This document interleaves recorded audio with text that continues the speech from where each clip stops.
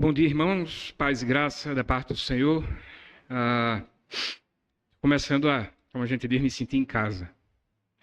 Muito bom estar com vocês nesse dia do Senhor e cultuá-lo juntamente com os irmãos. Interessante esse negócio quando a gente sai da nossa igreja e vai cultuar em outras igrejas, a gente vê gente diferente, que às vezes nunca viu, e para pensar que um dia vamos habitar eternamente junto com essas pessoas. Vemos que somos família, povo de um mesmo Deus e vamos estar juntos eternamente. E às vezes pode ser estranho também. Talvez você olhe para a minha cara e diga, não vou com a cara desse pastor. Mas se você é crente no Senhor, saiba que você vai viver um dia comigo eternamente.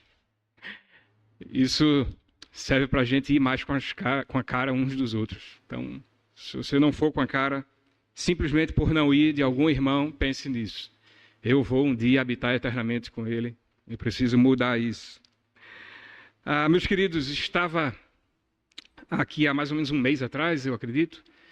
E se você veio naquele domingo, lembra que eu preguei e expus o texto de Juízes, capítulo 19. E eu falava naquele momento, naquele dia em que o último ato do livro de Juízes, ele estava destrinchado ali nos 3 últimos capítulos, capítulos 19, 20 e 21. Então talvez você esteja pensando, ele hoje vai pregar no livro de Juízes, no capítulo 20, para dar continuidade. Confesso que pensei nisso, mas por outro lado eu digo, rapaz, se eu pregar no capítulo 20 de Juízes, Sérvulo vai achar que eu estou pressionando para ele me chamar mais uma vez e eu pregar no capítulo 21 e assim fechar esse... E fiquei nesse dilema, mas aí me veio uma ideia que eu acho que foi a melhor. Eu disse, deixa eu perguntar ao Senhor o que é que Ele quer. E o Senhor me trouxe ao coração um texto do profeta Jeremias. Queria convidar você a abrir sua Bíblia no livro de Jeremias, capítulo 29. As crianças podem ajudar os seus pais. Livros do Antigo Testamento, geralmente adultos, não são bons em abrir.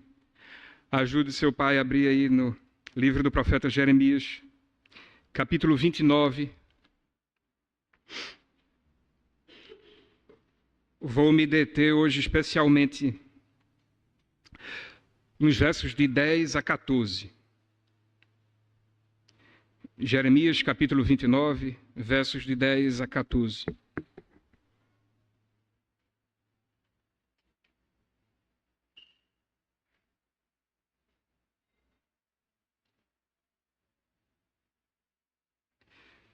Acompanhe a leitura, nos diz a palavra de Deus.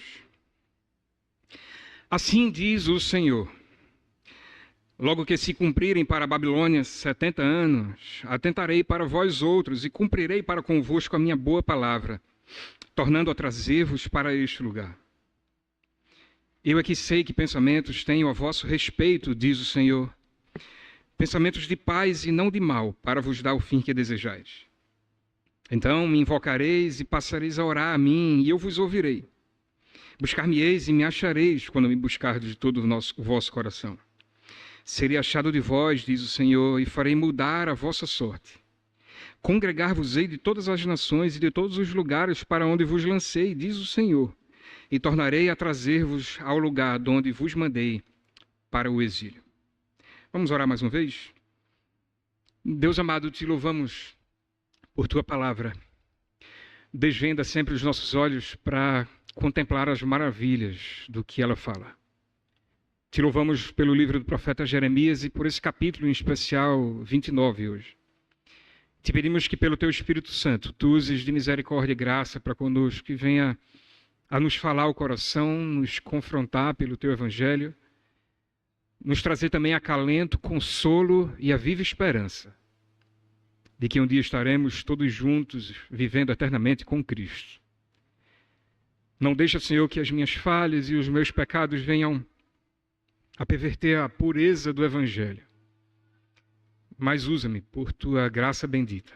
É o que nós te suplicamos no nome santo e precioso de Jesus. Amém. Você já ouviu falar sobre Danilo Moura? É um cara que eu gosto muito da história dele. Há alguns vídeos na internet falando sobre Danilo Marques Moura.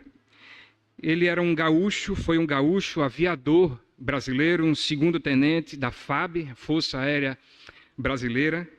E ele participou da Segunda Guerra Mundial, algo que muita gente não sabe, algo que não é falado, dessa certa participação de brasileiros na Segunda Guerra Mundial. Ele participava de uma esquadrilha de 4 aviadores. E em fevereiro de 1945, Danilo e seus amigos precisaram cumprir uma missão: sobrevoar o território italiano, que ali havia sido tomado e dominado pelos inimigos alemães, e eles precisavam destruir uma ponte ferroviária ali na Itália. A missão foi executada com sucesso, de fato. No entanto, o avião P-47 Thunderbolt de Danilo foi atingido pelos alemães. Ele não teve outra alternativa naquele momento que não saltar, que não ejetasse o assento daquele avião e acionar o seu paraquedas, algo que não funcionou exatamente como deveria. A altura onde que ele se encontrava já era baixa demais. O fato é que Danilo Moura caiu e, como a gente diz, se estribuchou todo no chão, principalmente a sua cara, o seu rosto. Ele caiu de cara no chão. Se machucou bastante e chegou a quase perder, de fato, a sua língua com aqueles ferimentos. Danilo sabia exatamente onde ele havia caído e sabia que os alemães iriam até aquele local para procurá-lo, uma vez que ele havia ejetado o assento. É comum isso em guerra, e então eles iriam procurar ver se havia sobrado, e se alguém havia sobrevivido daquela queda daquele avião. E ele sabia que não poderia, então, ficar ali. Danilo era um brasileiro em terra estranha, que não era dele, uma terra que havia sido tomada pelos inimigos, e então ele precisava fazer alguma coisa e sair dali. Danilo logo encontrou um jovem agricultor italiano. E mesmo sem poder falar direito por causa dos ferimentos na sua boca, ele obteve a ajuda daquele jovem que era avesso ao nazismo, e era um italiano de fato. Ele dormiu em um local sobre fenos ali, cedido por aquele jovem. No dia seguinte, ele ganhou algumas roupas velhas para trocar pelas suas daquele jovem. E, inclusive, ele deu o seu paraquedas àquele jovem. E guarde essa informação. Ele deu o seu paraquedas para aquele jovem. Danilo seguiu viagem, então, fazendo o caminho mais longo. A decisão dele, ao invés de ir para o norte e chegar até a Suíça, que era uma região neutra naquele momento, naquela guerra, ele decidiu optar para ir para o sul e caminhar e fazer um caminho bem mais longo do que ele poderia fazer até a Suíça. Mas a ideia de Danilo era de chegar até Pisa, que é onde estava a base de onde ele havia saído para aquela missão. E sabe aquela coisa de que, se você quer esconder alguma coisa de alguém, deixe aquilo bem à mostra, à cara? Danilo fez mais ou menos isso. Ele decidiu caminhar de dia e não de noite. E a decisão de Danilo Moura foi de caminhar pelo meio das estradas, em que estavam muitas vezes tomadas pelos alemães, ao invés de caminhar pelo meio das florestas, talvez algo mais escondido. O pensamento dele foi: se eu for pelas florestas, certamente eu vou dar de cara com os alemães, e me explicar por que eu estou no meio da floresta talvez seja bem mais difícil. Eu vou pelo meio das estradas, encontrando com eles e encarando cada um deles, e vamos ver no que isso vai dar. Danilo decidiu tentar levar uma vida comum naquela caminhada, naquela peregrinação dele em terra estranha. Passou por maus bocados, passou por várias situações em que achou que seria o seu fim, mas não foi. Houve um momento em que Danilo ganhou a ajuda de algumas pessoas, de alguns italianos com quem ele foi encontrando nesses dias e nessas caminhadas. Em um momento ganhou uma bicicleta e estava naquela estrada ali, andando uma bicicleta, viu uma carroça passando, ele correu um pouco mais e segurou naquela carroça para pegar uma carona, como a gente vê às vezes gente fazendo em caminhão, em ônibus por aí, para descansar um pouco. E em um dado momento chega ao lado dele um alemão, também numa bicicleta, com uma metralhadora nas costas e se segura naquela carroça. E Danilo disse: agora é o meu fim. E o que aconteceu? Eles começaram a conversar ali e até a brincar com aquela situação. E em um dado momento, aquele alemão soltou aquela carroça, seguiu para outro trajeto e Danilo continuou e se safou daquela situação.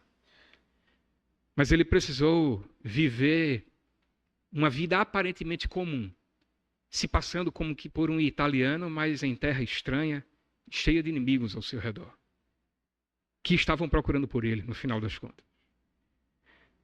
Isso parece, de certa forma, o tempo em que nós vivemos. Nós estamos em terra estranha, uma terra que não é nossa, uma terra em que nós não somos de fato daqui, que não é a nossa pátria, lutando constantemente contra um inimigo que busca nos derrubar e acabar conosco a todo custo. Aqui o nosso texto que nós lemos de Jeremias, capítulo 29, é uma passagem muito conhecida. Um texto que fala de um povo que vivia em terra estranha. Um povo que vivia em uma terra estranha e cheia de inimigos ao seu redor. Eles viviam algo totalmente singular, que eles não haviam provado ainda. Eles viviam num exílio. Mas nós somos chamados a aprender hoje algo com esse tempo, com esse exílio do povo de Deus. Até mesmo porque o exílio vivido pelo povo de Deus lá em Jeremias traz ensinamentos e esperança preciosos para nós hoje, para a igreja do povo de Deus hoje. E aqui nós tratamos de um contexto onde ele não deve ser aplicado de maneira específica, de maneira particular meramente a mim e a você. Muito embora o Senhor tenha tantas vezes promessas para as nossas vidas, sim, isso acontece, mas o contexto aqui é de o Senhor trabalhar com a pátria de Judá, a pátria de Israel, com o povo dele como um todo naquele exílio. E as aplicações que nós devemos trazer para nós hoje, os ensinamentos, são ensinamentos mais gerais para o povo de Deus, para a igreja de Cristo, a igreja de Deus hoje. E não meramente para mim, para Alexandre ou para você. Eu gostaria de observar com vocês hoje, de uma maneira bem prática, 3 aspectos que nós podemos aprender com aquele tempo de exílio do povo ali na Babilônia. Um primeiro aspecto, meus irmãos, que nós precisamos ver, é de que o Senhor governa de maneira perfeita e soberana tudo o que nos acontece. O Senhor governa de maneira perfeita e soberana tudo o que nos acontece. O verso 10 que nós lemos diz: assim diz o Senhor, logo que se cobrirem para a Babilônia 70 anos, atentarei para vós outros e cumprirei para convosco a minha boa palavra, tornando a trazer-vos para este lugar.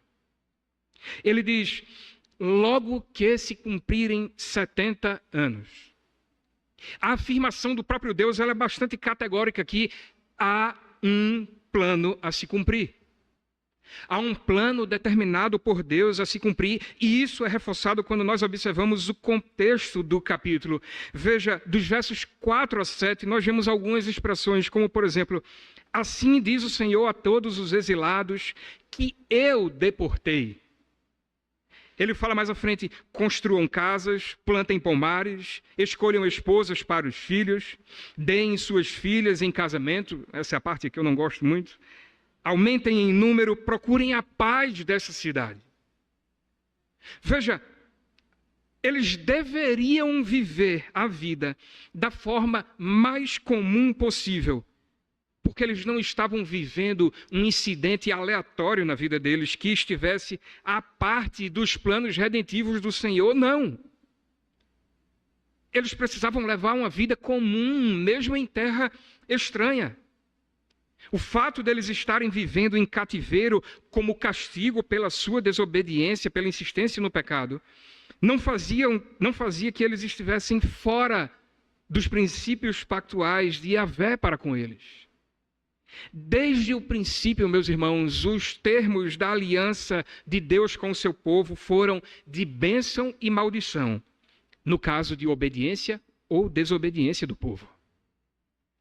Atente para o fato de que as ordens de casamento, de procriação e de multiplicação que haviam sido dadas lá no Éden pelo próprio Deus a Adão e a Eva, elas são repetidas aqui, estão se repetindo aqui em pleno cativeiro da Babilônia. Nós lemos na liturgia, no Salmo 137, eu não sei se você reparou, a presbítero Danilo até falou, mas foi escrito exatamente nesse contexto de cativeiro na Babilônia, aqui de Jeremias, capítulo 29. E o salmista diz como aquele povo se sentia à época. Ele falou, às margens dos rios da Babilônia, nós nos sentávamos e chorávamos lembrando de Sião, lembrando da pátria deles. Nos salgueiros que lá havia, pendurávamos as nossas harpas, pois aqueles que nos levaram cativos nos pediam canções e os nossos opressores que fôssemos alegres, dizendo, entoai-nos algum cântico de Sião. Como, porém, haveríamos de entoar o canto do Senhor em terra estranha? Se eu de ti me esquecer, ó Jerusalém, que se resseque a minha mão direita. Esse era o sentimento daquele povo. Ainda que desanimados, deprimidos, frustrados, totalmente para baixo, o Senhor dizia por intermédio do profeta Jeremias de que eles deviam viver naturalmente uma vida comum no seu dia a dia, mesmo em terra estranha. Nós estamos com saudade da nossa pátria, desesperados, tristes, desamparados, sozinhos, deprimidos. Mas o Senhor dizia, vivam uma vida comum. Construam casas, negociem, façam comércio, plantem pomares, deem seus filhos, procurem esposas para os seus filhos e deem as suas filhas em casamento. Procriem, multipliquem. Deus chega a dizer, orem pela paz da Babilônia, dessa cidade, porque é na paz dela que vocês também terão paz. Ou seja, vivam a vida de vocês comum, de maneira natural. E nós percebemos aqui, meus irmãos, que o exílio é temporário, sim, porque Deus disse que havia um plano, um tempo determinado. Mas o exílio é intencional da parte de Deus para o seu povo. Deus está disciplinando o seu povo com um propósito. A comentarista Dom Casson, ele diz que Deus é fiel à sua aliança, mesmo quando a aliança exige juízo antes da restauração.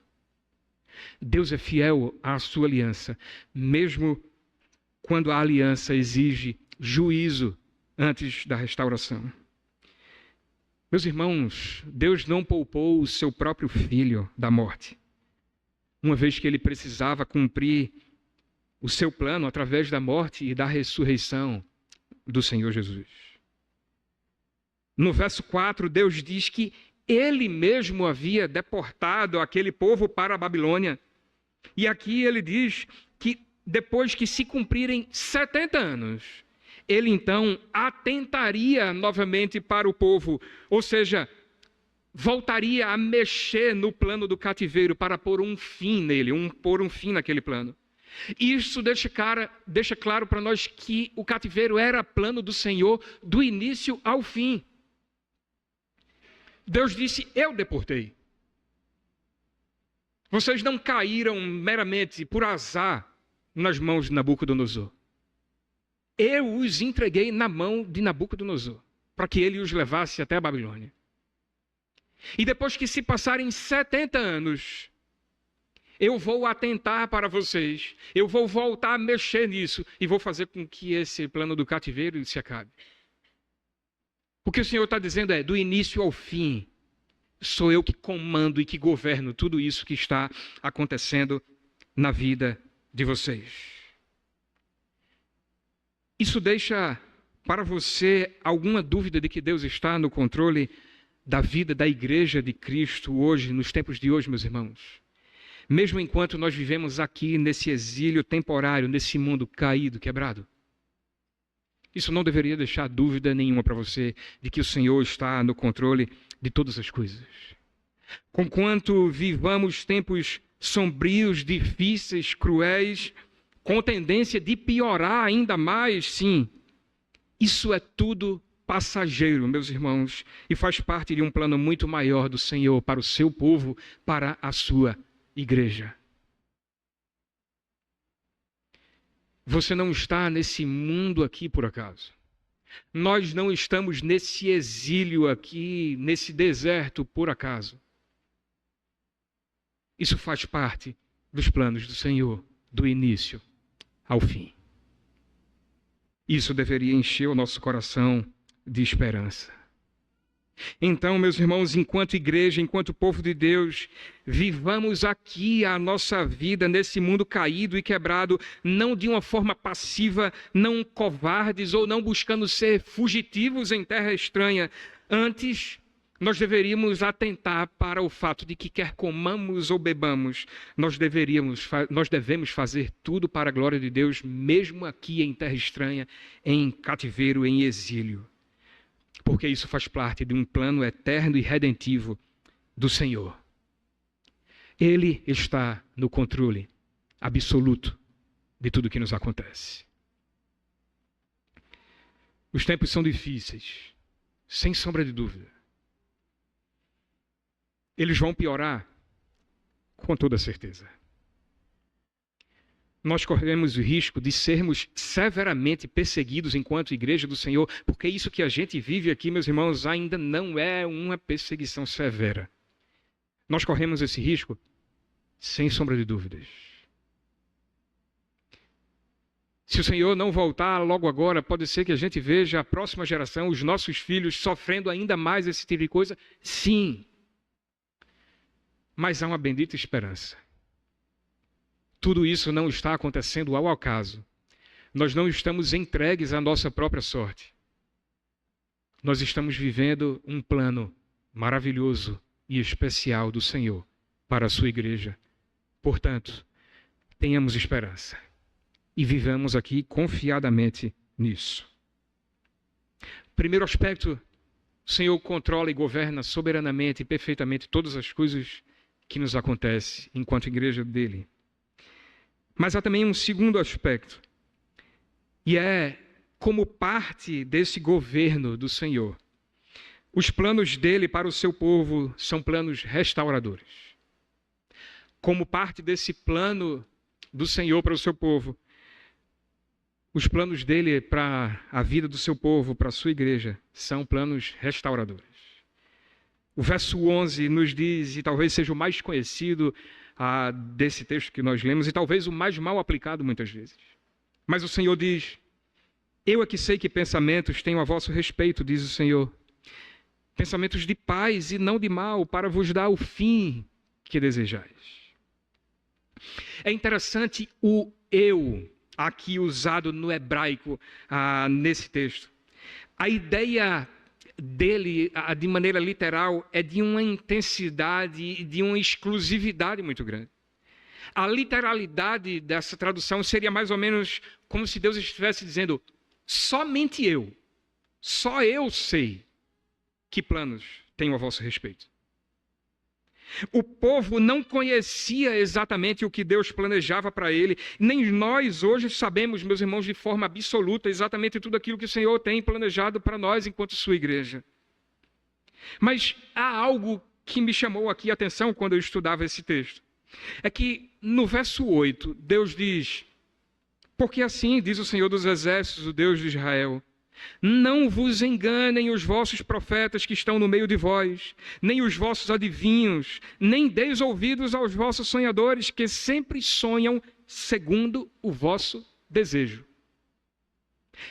E agora no verso 11, Deus diz que os planos dele são bons, de paz e não de mal, para dar um fim que o povo desejava.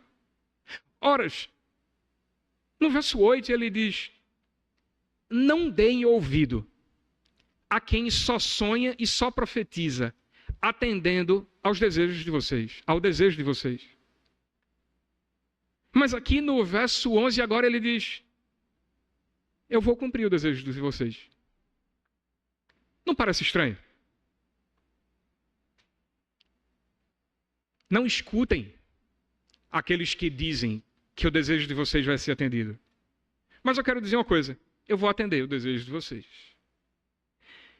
Me parece que o povo não sabia exatamente nem o que desejar ao certo.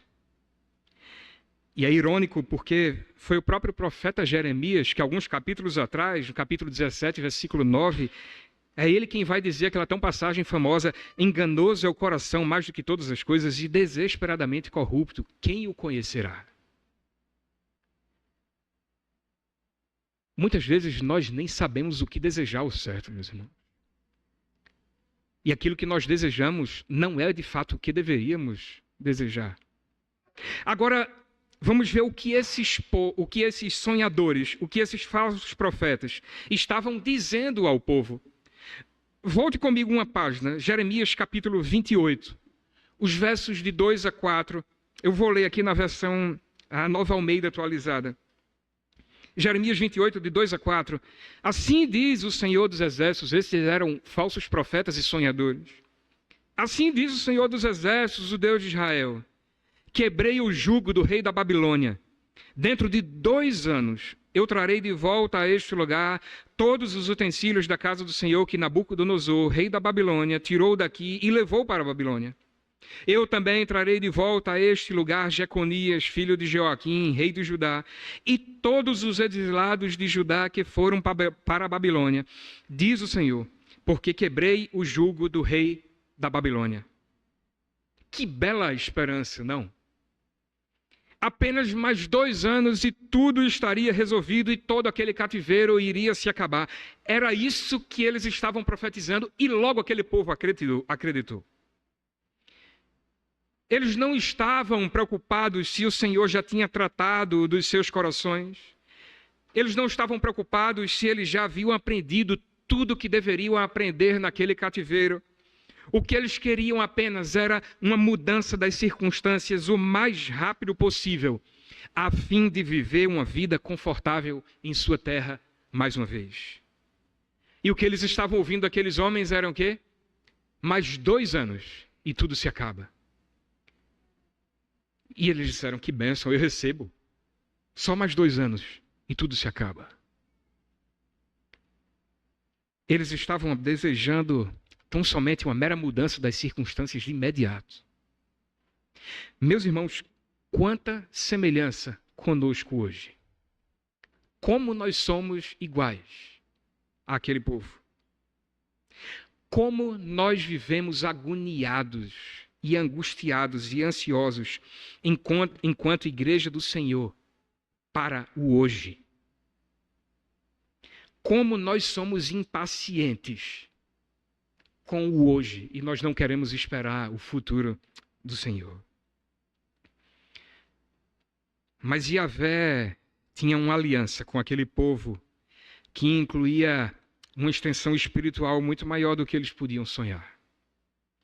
A palavra traduzida por paz aqui, quando o Senhor diz: eu é que tenho pensamentos de paz e não de mal, a palavra traduzida aqui por paz é aquela famosa expressão shalom, que é uma paz completa e total em todos os sentidos, inclusive uma paz que traz prosperidade dada pelo Senhor. E aqueles pensamentos de paz traria implicações imediatas para o povo ali mesmo no exílio. Deus prometia bênçãos e prosperidade ao seu povo ainda ali na Babilônia. Deus não estava dizendo: meus pensamentos são de paz só quando vocês saírem daqui e voltarem para a terra de vocês. Não. Os pensamentos de paz do Senhor, de shalom para aquele povo, eram desde já, enquanto ali eles estavam. Então o povo haveria de desfrutar de bênçãos e de prosperidades na Babilônia, mesmo no exílio, mesmo no cativeiro. Você lembra de um certo jovem que foi levado cativo para a Babilônia, junto com outros 3 amigos? E ele alcançou um certo destaque ali na Babilônia por ter sido abençoado por Deus. e chegou a se tornar um dos homens mais importantes da Babilônia? Sabe de quem eu estou falando? Sim, Daniel. O livro de Daniel é escrito nesse mesmo contexto. E Daniel foi extremamente abençoado e próspero na Babilônia, no meio do exílio, durante aquele tempo que eles estavam vivendo. Inclusive, Daniel não se perdeu no tempo do exílio. Quando nós vamos ver o capítulo 9, se não me falha a memória, Daniel diz que estava lendo o livro do profeta Jeremias e atentou para esse fato de que o cativeiro seria de 70 anos. Daniel é o exemplo de alguém que foi abençoado, que desfrutou dessa paz, desse shalom de Deus, enquanto ele estava no exílio, naquele cativeiro. E aquelas bênçãos viriam sobre todo o povo, consequentemente, naturalmente. Meus queridos, enquanto nós vivemos aqui entre o já e o ainda não, nós precisamos aproveitar o que o Senhor nos dá de bênçãos aqui. Nós não podemos amar o mundo e as coisas que há no mundo, mas nós não podemos, enquanto igreja do Senhor, esmorecer e nos desanimarmos, deixando de atentar para os vislumbres do futuro eterno que Deus nos dá, enquanto nós ainda estamos aqui. Aproveitemos, por exemplo, ao máximo esse tempo, o dia do Senhor, o nosso dia de feira da alma. Aparece uma mensagem aqui, eu acredito, uma frase antes de começar o culto. Isso é um vislumbre daquilo que nós ainda desfrutaremos um dia no futuro e eternamente com o Senhor. Aproveitemos momentos assim, meus irmãos. Nós não precisamos nos moldar ao mundo. Não, o Senhor não quer isso de nós. Nós não precisamos assumir que somos moradores daqui, que pertencemos a esse mundo, não. Nós não precisamos amar as coisas do mundo. Mas o Senhor nos dá ricas bênçãos para nós desfrutarmos delas, enquanto ainda estamos aqui nesse mundo quebrado de exílio, nesse deserto que nós caminhamos. E enquanto igreja do Senhor, nós não podemos perder isso de vista. Nós precisamos aproveitar cada uma dessas bênçãos, sabendo que elas são apenas fagulhas, vislumbres daquilo que um dia o Senhor há de nos dar. Mas ainda há um terceiro aspecto que eu gostaria de ver com os irmãos hoje. É de que esses planos do Senhor para o seu povo visam restaurar o nosso relacionamento com o próprio Deus. Os planos do Senhor para o seu povo, ainda que nesse exílio, são planos de restaurar por completo o nosso relacionamento com o próprio Deus. Observe os versos de 12 a 14. O Senhor diz: então me invocareis, passareis a orar a mim e eu vos ouvirei. Buscar-me-eis e me achareis quando me buscardes de todo o vosso coração. Serei achado de vós, diz o Senhor, e farei mudar a vossa sorte. Congregar-vos-ei de todas as nações e de todos os lugares para onde vos lancei, diz o Senhor, e tornarei a trazer-vos ao lugar de onde vos mandei para o exílio.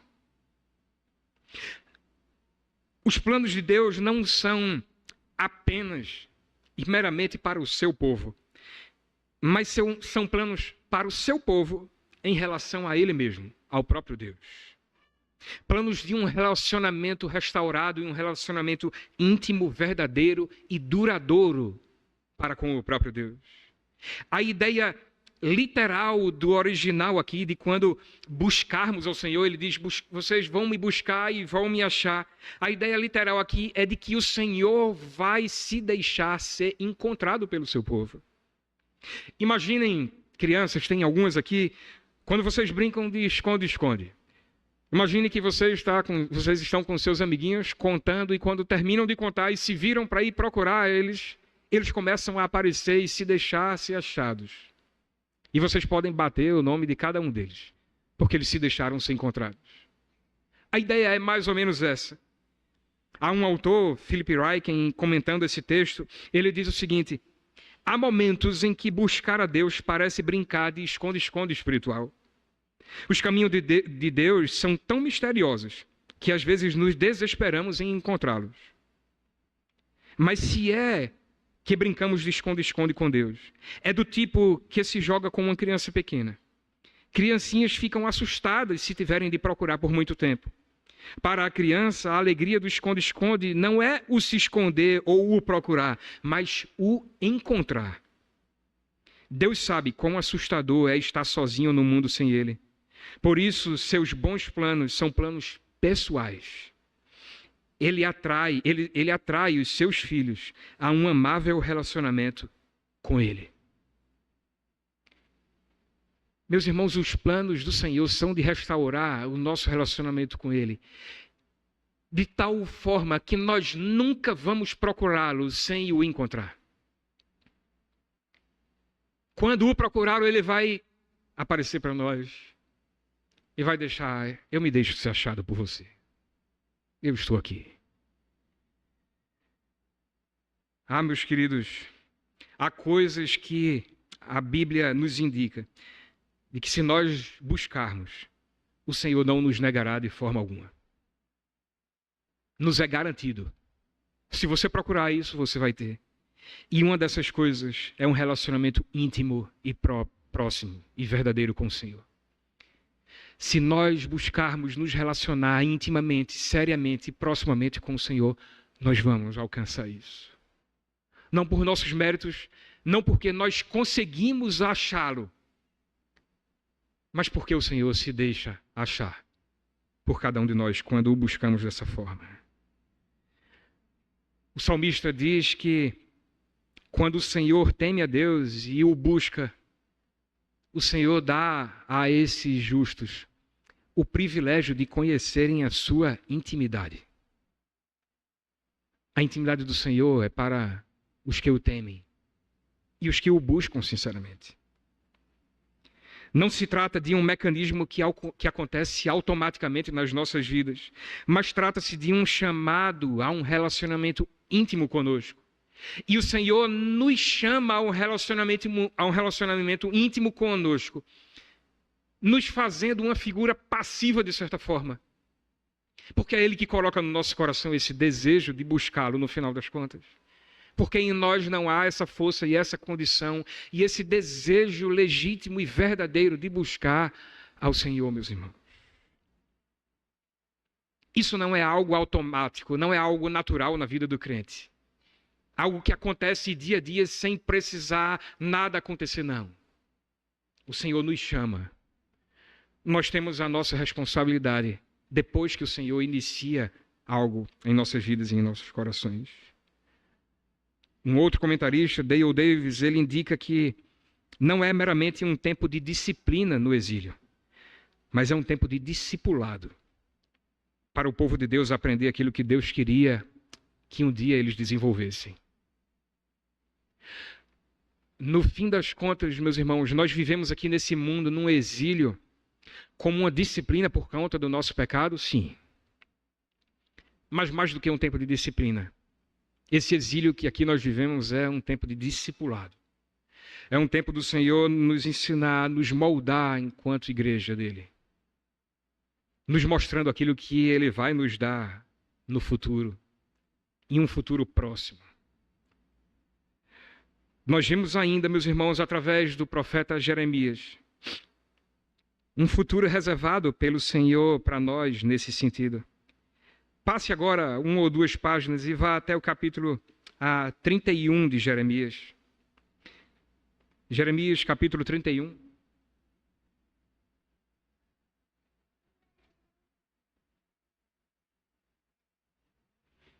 Jeremias 31, a partir do verso 31.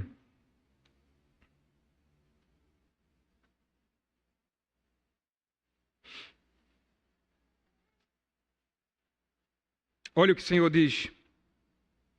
Eis aí, vem dias, diz o Senhor, em que firmarei nova aliança com a casa de Israel e com a casa de Judá.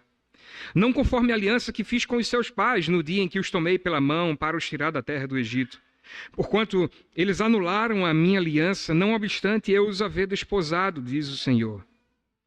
Porque esta é a aliança que firmarei com a casa de Israel depois daqueles dias, diz o Senhor. Na mente lhes imprimirei as minhas leis, também no coração lhes inscreverei. Eu serei o seu Deus e eles serão o meu povo. Não ensinará jamais cada um o seu próximo, nem cada um ao seu irmão, dizendo, conhece ao Senhor, porque todos me conhecerão, desde o menor até o maior deles, diz o Senhor. Pois perdoarei as suas iniquidades e dos seus pecados jamais me lembrarei. Meus queridos, os planos do Senhor para nós são muito maiores do que nós podemos imaginar.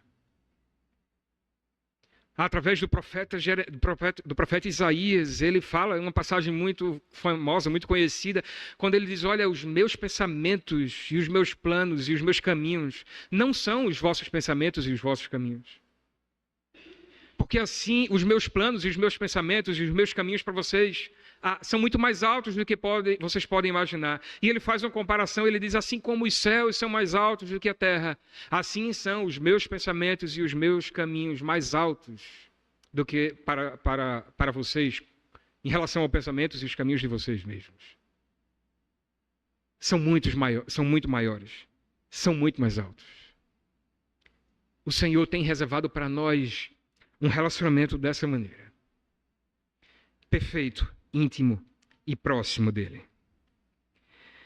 Certamente não é fácil vivermos num exílio em tempos tão estranhos e difíceis, olhando para o futuro e mantendo viva a nossa esperança no que esse futuro promete. Não é fácil. É difícil viver assim.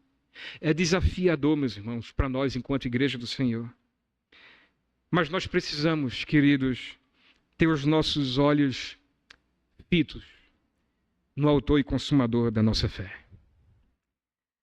Essa promessa foi feita através de Jeremias para aquele povo, para aquela nação, mas ela se cumpriu, de certa forma, nele, no próprio Cristo. Ao vir ao mundo, deixando a sua habitação, deixando os céus, deixando a sua glória, ele viveu nesse nosso exílio de maneira perfeita, a fim de satisfazer a justiça de Deus e assim fazer com que nele, em Cristo, um dia, todos os eleitos espalhados sobre a face da terra viessem a desfrutar de eterna intimidade com Deus. E depois de morrer e ressuscitar, ele voltou ao seu local de habitação, à sua glória, onde está até hoje. Ou seja, Cristo viveu um exílio desta forma muito antes de nós. E ele cumpriu perfeitamente esse exílio. E é por isso que hoje nós podemos ter viva a esperança em nossos corações. Tudo isso um dia vai acabar. Está chegando o dia. Sim, meus irmãos, nós viveremos em perfeita paz e em perfeita comunhão com o Senhor. Logo mais nós vamos celebrar esse tempo que nós teremos um dia, aguardando como um vislumbre, uma fagulha daquilo que um dia viveremos lá no futuro. De não mais desfrutar de uma mesa, de uma ceia do Senhor, meramente e apenas uns com os outros enquanto irmãos, mas desfrutando dessa mesa do Senhor e dessa ceia com o próprio Cristo. Chegando ao final, meus irmãos, o nosso aviador Danilo Moura, que passou por toda aquela peregrinação na Itália, ele obteve sucesso, alcançou sucesso na sua caminhada, na sua luta, na sua peregrinação. Danilo Moura caminhou por 30 dias, um mês. Caminhou cerca de 450 quilômetros até chegar a Pisa, a sua pátria, de onde ele havia saído, a sua base. Passou por poucas e boas. Chegou na fronteira com a Pisa, tomada por alemães, tentou por cerca de 3 vezes passar por aquela fronteira ali e não conseguiu. Mas em um dado momento, com a ajuda de outros italianos que deram documentos falsos a eles, ele conseguiu passar e chegar a Pisa.